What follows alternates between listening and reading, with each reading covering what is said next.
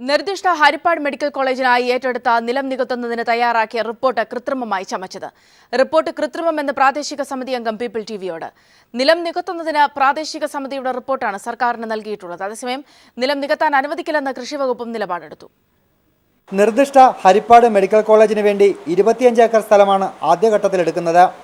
7/12/2005 സ്ഥലമെടുപ്പ് നടപടികൾ ആരംഭിച്ചത്.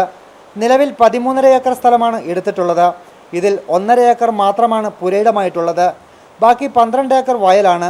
ഇത് നികത്തുന്നതിനായി 3/3/2016 ജില്ലാ കളക്ടർ കൃഷിവകുപ്പിനെ സമീപിച്ചെങ്കിലും അനുമതി നൽകാൻ കൃഷിവകുപ്പ് തയ്യാറായില്ല. പിന്നീട് തണ്ണീർത്തട സംരക്ഷണ സമിതി എന്ന പ്രാദേശിക സമിതിയുടെ അംഗീകാരമെന്ന നിലയിലുള്ള ഉത്തരവാണ് നിലം നികത്തുന്നതിനായിട്ട് ഉപയോഗിച്ചിട്ടുള്ളത്. കരുവാറ്റ കൃഷി ഓഫീസർ, പഞ്ചായത്ത് പ്രസിഡന്റ്, 3 കർഷകർ ഇവരാണ് ഈ സമിതിയിൽ അംഗങ്ങളായിട്ടുള്ളത്. എന്നാൽ നിലം നികത്തുന്നതിനായുള്ള യോഗത്തിൽ താൻ പങ്കെടുത്തില്ല എന്നും കൃത്രിമ റിപ്പോർട്ടാണ് തയ്യാറാക്കിയിരിക്കുന്നതെന്നും സമിതി അംഗമായിട്ടുള്ള കർഷകൻ തന്നെ പറയുന്നു. പിന്നെ ഇത് നമുക്ക് യാതൊരു ബന്ധമില്ല. അതെന്തെങ്കിലും ഉണ്ടെങ്കിൽ കൃത്രിമമായിട്ട് നടന്നതായിരിക്കാം. അതിന് എന്ത് തെളിവ് വേണേലും തരാം. 25 ഏക്കർ സ്ഥലമാണ് ആശുപത്രിക്ക് വേണ്ടി വരിക. ഇതിൽ 90% നിലമാണ്. ഈ നിലം നികത്തിയാണ് സ്വകാര്യ വ്യക്തികൾക്ക് ഭൂരിപക്ഷം ഓഹരിയുള്ള ആശുപത്രി പണിയുന്നതിനായി തീരുമാനിച്ചിരിക്കുന്നത്. ഇതിനെതിരെ പ്രതിഷേധം ശക്തമായി വരികയാണ്. പൊതു ആവശ്യമെന്ന പേരിലാണ് ജില്ലാ കളക്ടർ ഇത് നികത്തുന്നതിനായി കൃഷിവകുപ്പിന്റെ അനുമതി ആവശ്യപ്പെട്ടത്. എന്നാൽ കൃഷിവകുപ്പ് അനുമതി നൽകിയിട്ടില്ല.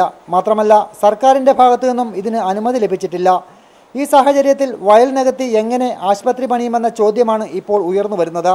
ഹരിപ്പാട് മെഡിക്കൽ കോളേജ് പണിയാൻ ഉദ്ദേശിക്കുന്ന സ്ഥലത്തു നിന്നും 12 കിലോമീറ്റർ അകലെ ഗവൺമെൻറ് മെഡിക്കൽ കോളേജുള്ള സാഹചര്യത്തിൽ കോടികൾ ചിലവഴിച്ച് വയൽ നികത്തി എന്തിനാണ് പുതിയ ഒരു മെഡിക്കൽ കോളേജ് എന്നാണ് ഹരിപ്പാട് നിവാസികൾ ചോദിക്കുന്നത്. ക്യാമറാമാൻ ഇല്യാസിനൊപ്പം ഷാജഹാൻ ചേരുന്നുണ്ട് ഈ വാർത്തയുടെ വിവരങ്ങളുമായി. ഷാജി, പുതിയ വിവരങ്ങൾ പുറത്തു വരുമ്പോൾ എങ്ങനെയാണ് വിശദാംശങ്ങൾ? സൗമ്യ, ഹരിപ്പാട് മെഡിക്കൽ കോളേജിന് 25 ഏക്കർ സ്ഥലം ഏറ്റെടുക്കുമെന്നാണ് അല്പം മുമ്പ് പ്രതിപക്ഷ നേതാവായിട്ടുള്ള രമേശ് ചെന്നിത്തല ആലപ്പുഴയിൽ പറഞ്ഞത്. പക്ഷേ ഈ 25 ഏക്കർ സ്ഥലത്തിൽ 90%, ഏകദേശം 2 ഏക്കർ 3 ഏക്കർ മാത്രമായിരിക്കും പുരയിടമെന്നുള്ളത്. ബാക്കി പൂർണ്ണമായിട്ടും നിലമാണ്. ഈ നിലം എന്ന് പറയുമ്പോൾ കൃഷി ചെയ്തുകൊണ്ടിരുന്ന ഒരു പ്രദേശം കൂടിയാണ്. ഈ കൃഷിയിടം നികത്തി ആണ് ഇപ്പോൾ മെഡിക്കൽ കോളേജ് പണിയാനായിട്ട് ഉദ്ദേശിക്കുന്നത്. ഇതിനു വേണ്ടിയിട്ട് കൃഷി വകുപ്പിനെ സമീപിച്ചിരുന്നു.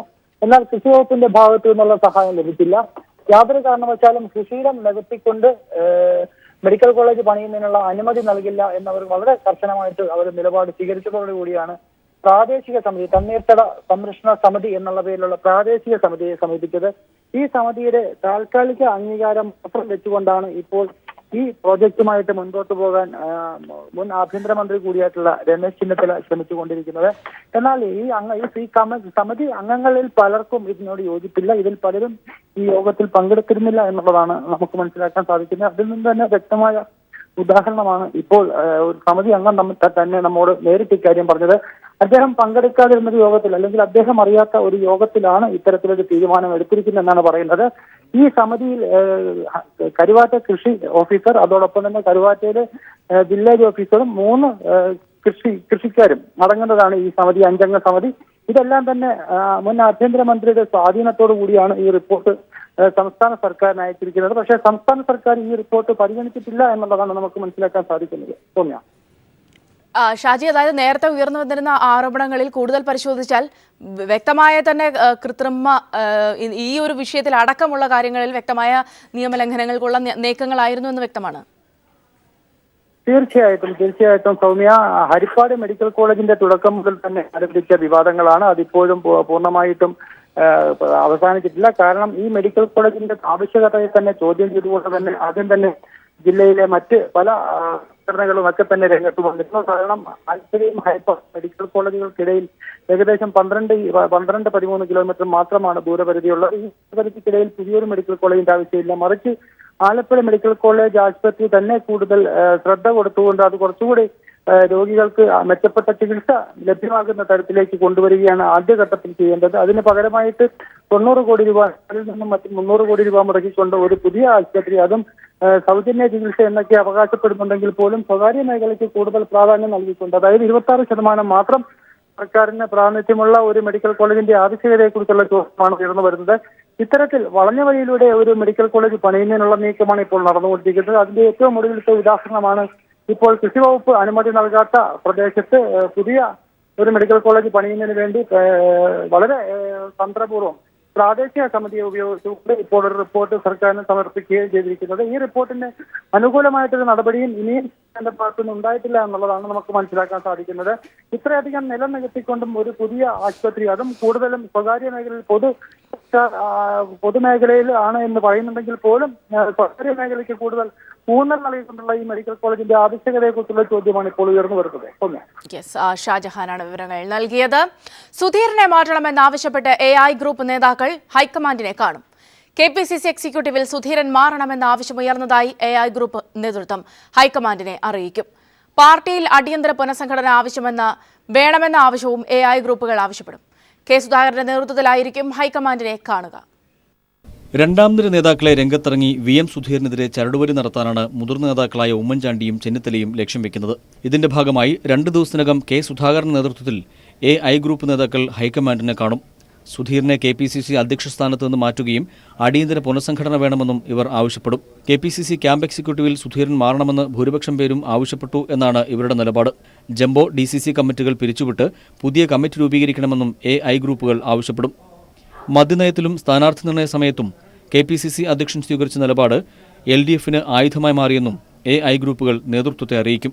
അതേസമയം നേതൃമാറ്റം എന്ന ആവശ്യം KPCC ക്യാമ്പ് എക്സിക്യൂട്ടീവിൽ ആരും ഉന്നയിച്ചിട്ടില്ലെന്നും വാർത്തകൾ മാധ്യമ സൃഷ്ടി മാത്രമാണെന്നുമായിരുന്നു സുധീരന്റെ നിലപാട്. News bureau, Thiruvananthapuram.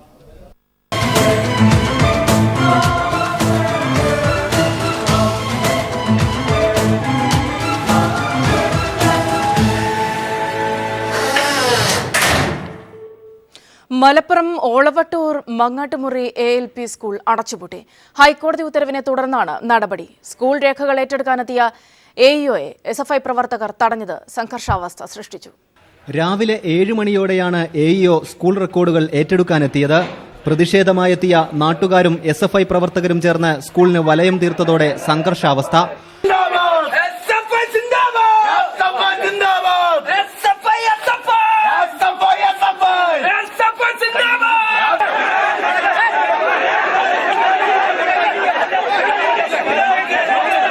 ഇവരെ അറസ്റ്റ് ചെയ്ത് നീക്കിയതിനു ശേഷമായിരുന്നു തുടർ നടപടികൾ. സ്കൂളില് ഓഫീസിന് മുഴുവൻ റെക്കോർഡ്സും ഇല്ല. എല്ലാ റെക്കോർഡ്സ് മുഴുവനായിട്ട് ഞങ്ങൾ എടുത്തില്ല. അവിടെ സ്കൂളിൽ ഓക്കെ വെച്ചിട്ടുണ്ട്, കുറച്ചെടുത്തു. പിന്നെ പ്രതിഷേധം ശക്തമായിരുന്നു. അതുകൊണ്ട് കിട്ടിയ സാധനങ്ങൾ ഞങ്ങൾ എടുത്ത് ഇവിടുന്ന് ചെയ്തു.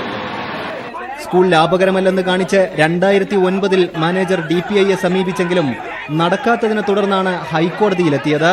അനുകൂല ഉത്തരവും ലഭിച്ചു. സ്കൂൾ ഏറ്റെടുക്കാനെത്തിയവരെ പ്രതിഷേധക്കാർ നേരത്തെ മടക്കി അയച്ചിരുന്നു. സ്കൂളിന് താഴെ വീണതോടെ 68 വിദ്യാർത്ഥികളുടെ ഭാവിയാണ് ആശങ്കയിലായത്. News bureau, Malappuram. സുപ്രീം കോടതിയിൽ സംസ്ഥാന സർക്കാർ സമർപ്പിച്ച ഹർജി തള്ളിയതോടെ മലാപ്പറമ്പ് സ്കൂൾ ഇന്ന് അടച്ചുപൂട്ടും. ഇന്നലെയാണ് സ്കൂൾ പൂട്ടണമെന്ന ഹൈക്കോടതി വിധിക്കെതിരെ സർക്കാർ സുപ്രീം കോടതിയിൽ സമർപ്പിച്ച ഹർജി തള്ളിയത്. ഇതോടൊപ്പം സ്കൂൾ PTA സമർപ്പിച്ച ഹർജിയും തള്ളിയിരുന്നു. വിനിഷ വൃന്ദാവൻ ചേർന്നുണ്ട് മലാപ്പറമ്പ് സ്കൂളിൽ നിന്നും. വിനിഷ, ഓരോ നിമിഷവും ഏറെ വിഷമത്തോടെ ആയിരിക്കും അവിടെയുള്ള ആ വിധത്തിലായിരിക്കും അവിടെയുള്ള ആളുകൾ കാണുന്നത്. ഇപ്പോഴത്തെ സ്ഥിതി എങ്ങനെയാണ്? സൗമ്യ, അല്പസമയത്തിനകം AEO മലാപ്പറമ്പ് AUP സ്കൂളിൽ എത്തുമെന്നാണ് നമുക്കറിയാൻ കഴിയുന്ന വിവരം. നേരത്തെ വലിയ രീതിയിലുള്ള പോലീസ് സന്നാഹത്തെ ഇവിടെ മലാപ്പറമ്പ് AUP സ്കൂളിൽ നിന്ന് വിന്യസിച്ചിരുന്നു. എന്നാൽ ഏകദേശം ഒരു ഉച്ച 12 മണിയോട് കൂടി ഈ പോലീസിനെ പിൻവലിക്കുകയും ചെയ്തിരുന്നു. ഇപ്പോൾ ഉച്ചയ്ക്ക് ശേഷം വീണ്ടും പോലീസിനെ സ്ഥലത്ത് വിന്യസിക്കുകയാണ്. വലിയ രീതിയിലുള്ള പോലീസിനെ സേവായൂർ പോലീസ് സ്റ്റേഷനിൽ നിന്നും നടക്കാവ് പോലീസ് സ്റ്റേഷനിൽ നിന്നും 2 വണ്ടി പോലീസ് എത്തിയിട്ടുണ്ട്. ഏകദേശം ഉച്ചയ്ക്ക് 3 മണിയോട് കൂടി പോലീസിന്റെ അകമ്പടിയോടുകൂടി പോലീസിന്റെ സംരക്ഷണയിൽ സ്കൂൾ പൂട്ടാനാണ് സ്കൂളിൽ എത്തുക. AEOയുടെ നടപടി കഴിഞ്ഞ തവണ ഹൈക്കോടതിയുടെ ഉത്തരവിന് പ്രകാരം AEO സ്കൂൾ അടച്ചു പൂട്ടാനായി മലാപ്പറമ്പ് AUP സ്കൂളിൽ എത്തിയിരുന്നു. എന്നാൽ ജനകീയ സമിതിയുടെ ഒരു പ്രതിരോധ സമരം കാരണം AEO ആ ഒരു കൃത്യം നിർവഹണം നടത്താതെ തിരിച്ചു പോവുകയായിരുന്നു. ഈ ഒരു ജനകീയ സമിതിയുടെ സമരം കഴിഞ്ഞ 62 ദിവസമായി ജനകീയ സംരക്ഷണ സമിതി മലാപ്പറമ്പ് AUP സ്കൂളിൽ സമരം നടത്തി വരികയാണ്. മലാപ്പറമ്പ് AUP സ്കൂൾ അടച്ചു പൂട്ടരുതെന്ന് ആവശ്യപ്പെട്ട് ജനകീയ സംരക്ഷണ സമിതിയുടെ നേതൃത്വത്തിൽ സമരം നടത്തി വരികയാണ്. ഈ ഒരു സമരം ഇന്നും തുടരുന്നു. കഴിഞ്ഞ 62 ദിവസമായി നടക്കുന്ന സമരം ഇന്നും നടക്കുകയാണ്. ഈ ഒരു ജനകീയ സംരക്ഷണം എങ്ങനെയും മലാപ്പറമ്പ് സ്കൂൾ അടച്ചു പൂട്ടാനുള്ള ആ ഒരു നടപടിയെ എങ്ങനെയെങ്കിലും ജനകീയ പ്രതിരോധത്തിലൂടെ പ്രതിരോധിക്കുക എന്നൊരു തീരുമാനത്തിൽ തന്നെയാണ് ജനകീയ സംരക്ഷണ സമിതി. ഇപ്പോൾ SFI പ്രവർത്തകർ ഇവിടെ മുദ്രാവാക്യം മുഴക്കിക്കൊണ്ടിരിക്കുകയാണ്. മലാപ്പറമ്പ് സ്കൂൾ അടച്ചുപൂട്ടരുതെന്ന് ആവശ്യപ്പെട്ട് SFIയുടെ നേതൃത്വത്തിൽ ഒപ്പം വിവിധ യുവജന സംഘടനകളുടെ നേതൃത്വത്തിലും ഇവിടെ മുദ്രാവാക്യം വിളികളും സമര പരിപാടികളും അരങ്ങേറിക്കൊണ്ടിരിക്കുകയാണ്. ഈ ചെറുത്തുനിൽപ്പിലൂടെ AEOയുടെ നടപടിയെ പ്രതിരോധിക്കുക എന്നുള്ളൊരു തീരുമാനം തന്നെയാണ് ജനകീയ പ്രതിരോധ സമിതിയുടെ തീരുമാനം. ആ രീതിയിൽ ഒരു ജനകീയ പ്രതിരോധം തീർക്കാൻ തന്നെയാണ് ഈ ഒരു നാട്ടുകാരെല്ലാവരും തന്നെ ഇവിടെ തടിച്ചു കൂട്ടിയിരിക്കുന്നത്. വിവിധങ്ങളായ രക്ഷിതാക്കളും നാട്ടുകാരും വിവിധ വിദ്യാർത്ഥികളും അടക്കം നിരവധി പേരാണ് ഇപ്പോൾ മലാപ്പറമ്പ് AUP സ്കൂളിന് മുന്നിൽ തടിച്ചു കൂടിയിരിക്കുന്നത്. സൗമ്യ. വിനിഷ വൃന്ദാവനാണ് വിവരങ്ങൾ നൽകിയത്. മലാപ്പറമ്പ് സ്കൂൾ സർക്കാർ ഏറ്റെടുക്കാൻ സാധ്യത. ഇത് സംബന്ധിച്ച് വിദ്യാഭ്യാസ മന്ത്രിയും ഉദ്യോഗസ്ഥരും മുഖ്യമന്ത്രിയുമായി ചർച്ച നടത്തി. വിശദാംശങ്ങളുമായി ദിനകർ ചേർന്നുണ്ട്. ദിനകർ, ഈ ഒരു തീരുമാനം സംബന്ധിച്ച് വിശദമായ വിവരങ്ങൾ എങ്ങനെയാണ്? സൗമ്യ, മലാപ്പറമ്പ് സ്കൂൾ ഏറ്റെടുക്കുന്നതുമായി ബന്ധപ്പെട്ട് സർക്കാർ തലത്തിൽ ചർച്ചകൾ പുരോഗമിക്കുകയാണ്. ഇതുമായി ബന്ധപ്പെട്ടുകൊണ്ട് വിദ്യാഭ്യാസ മന്ത്രി പ്രൊഫസർ C. രവീന്ദ്രനാഥ് മുഖ്യമന്ത്രി പിണറായി വിജയനുമായും ഒപ്പം ധനമന്ത്രി ഡോക്ടർ TM തോമസ് ഐസക്കുമായും നിയമവകുപ്പ് മന്ത്രി AK ബാലനുമായും ചർച്ച നടത്തി. ഇതിന്റെ നിയമവശങ്ങളാണ് പരിശോധിക്കുന്നത്. KER റൂൾ പ്രകാരം സ്കൂൾ ഏറ്റെടുക്കാൻ കഴിയുമോ, അതോ ഏതെങ്കിലും തരത്തിലുള്ള നിയമപരമായിട്ടുള്ള മാറ്റങ്ങൾ ഇതിൽ കൊണ്ടുവരണമോ എന്നുൾപ്പെടെയുള്ള കാര്യങ്ങളാണ് ഇപ്പോൾ പരിശോധിക്കുന്നത്. നാളെ ചേരുന്ന മന്ത്രിസഭാ യോഗത്തിലായിരിക്കും ഒരുപക്ഷെ ഇതുമായി ബന്ധപ്പെട്ട അന്തിമ തീരുമാനം കൈക്കൊള്ളുക. ഇന്ന് CPM സംസ്ഥാന സെക്രട്ടേറിയറ്റ് യോഗത്തിലും ഈ വിഷയം ചർച്ചയ്ക്ക് വന്നിരുന്നു എന്നാണ് നമുക്ക് മനസ്സിലാക്കാൻ കഴിഞ്ഞിട്ടുള്ളത്. സ്കൂള് ഏറ്റെടുക്കണം എന്നുള്ള ഒരു വിചാരമാണ് സർക്കാരിന് ഉള്ളത് എന്നാണ് നമുക്ക് മനസ്സിലാക്കാൻ കഴിയുന്നത്. അതേസമയം ഇതിന്റെ സാമ്പത്തിക ബാധ്യത ഉൾപ്പെടെയുള്ള കാര്യങ്ങളിൽ സർക്കാരിന് ഏത് രീതിയിൽ പരിഹരിക്കാൻ കഴിയും എന്നുള്ള ആശങ്കയും ഉണ്ട്. ഇത്തരത്തിൽ നിരവധി സ്കൂളുകൾ പൂട്ടാൻ സാധ്യതയുള്ള നിരവധി സ്കൂളുകൾ ഉള്ള സാഹചര്യത്തിൽ അത്തരം സ്കൂളുകൾ കൂടി ഏറ്റെടുക്കണം എന്നുള്ള ആവശ്യം ഉയർന്നു വന്നാൽ അത് സർക്കാരിനെ സംബന്ധിച്ച് വലിയ ബാധ്യതയായി തീരും. അതുകൊണ്ട് തന്നെ ഇക്കാര്യത്തിൽ വളരെ ആലോചിച്ച ശേഷം മാത്രമേ ഒരു തീരുമാനത്തിലേക്ക് എത്തുകയുള്ളൂ എന്നാണ് നമുക്ക് മനസ്സിലാക്കാൻ കഴിയുന്നത്. വിദ്യാഭ്യാസ മന്ത്രി പ്രൊഫസർ രവീന്ദ്രനാഥും അക്കാര്യമാണ് വ്യക്തമാക്കുന്നത്. സൗമ്യ. ദിനകറാണ് വിവരങ്ങൾ നൽകിയത്. KPCC പുനഃസംഘടനയ്ക്ക് രാഹുൽ ഗാന്ധിയുടെ പച്ചക്കൊടി. എന്നാൽ VM സുധീരനെ പ്രസിഡന്റ് സ്ഥാനത്ത് നിന്നും മാറ്റാനിടയില്ല. അതേസമയം പാർട്ടിയിൽ പുനഃക്രമീകരണം ഉണ്ടാകുമെന്ന് VM സുധീരനും അറിയിച്ചു. സംഘടനാ തലത്തിൽ കാതലായ മാറ്റമുണ്ടാകും. ഡൽഹി ഹൈക്കമാൻഡുമായുള്ള കൂടിക്കാഴ്ചയ്ക്ക് ശേഷം സംസാരിക്കുകയായിരുന്നു സുധീരൻ. വിവരങ്ങളുമായി മനു ശങ്കർ ചേർന്നുണ്ട്. ആദ്യം സുധീരന്റെ വാക്കുകളിലേക്ക്.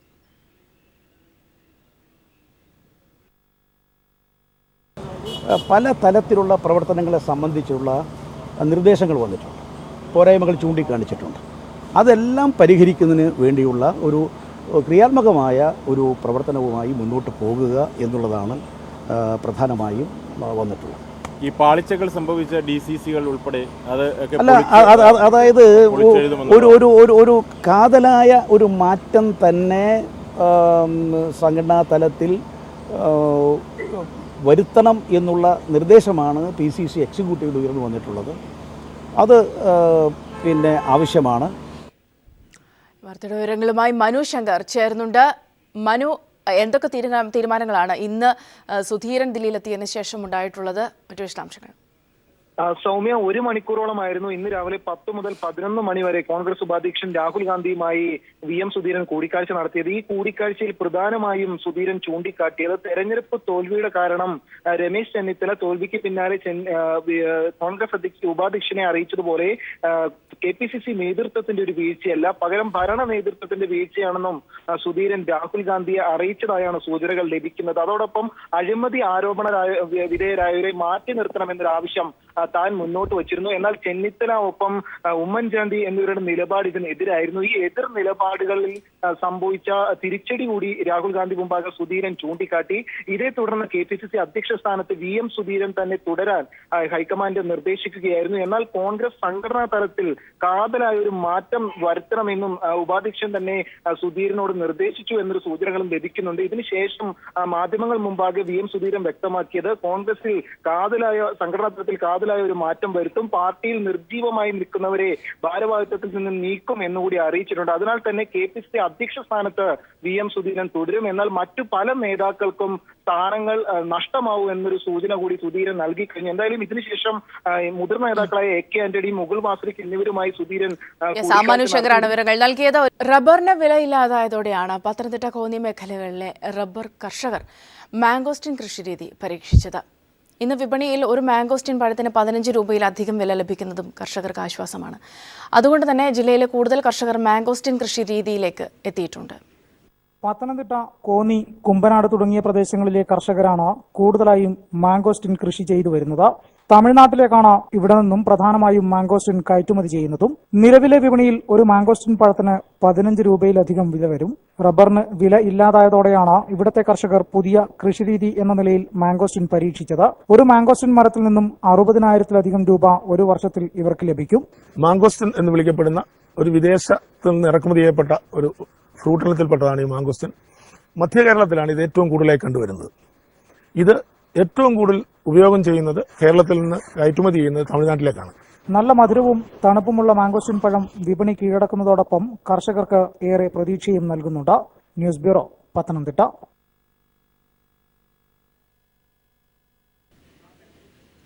ഇനി മറ്റു ചില വാർത്തകൾ ചുരുക്കത്തിൽ. ഇറാഖിൽ ഇസ്ലാമിക സ്റ്റേറ്റ് ഭീകരർ ആളുകളെ കൂട്ടത്തോടെ സംസ്കരിച്ച സ്ഥലം കണ്ടെത്തി. ഫലൂജിയയിലെ സഖ്ലാവിയയിൽ നടത്തിയ സൈനിക നടപടിക്കിടെയാണ് കണ്ടെത്തൽ. ഏകദേശം 400ഓളം പേരെ കൂട്ടമായി സംസ്കരിച്ചതായാണ് കണ്ടെത്തിയിരിക്കുന്നത്.